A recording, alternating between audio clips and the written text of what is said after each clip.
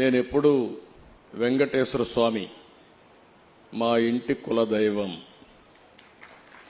మా ఇంట్లో నుంచి నేరుగా చూస్తే మంగాపురం సైడు గోపురం అక్కడంతా కూడా 3 నామాలు కనబడుస్తూనే ఉంటాయి. ఇంట్లో నుంచి పైన ఎక్కి చూస్తే తిరుమలలో ఉండే 3 నామాలు ఇంటి దగ్గర నుంచి చూసే అవకాశం వస్తుంది.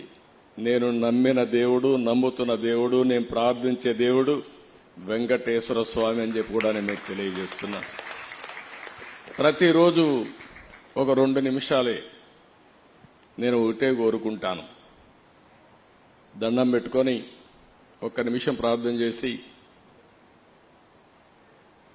ఇప్పుడు ఒకసారి చూస్తే నాకు ప్రాణ భిక్ష పెట్టింది కూడా వెంకటేశ్వర స్వామి.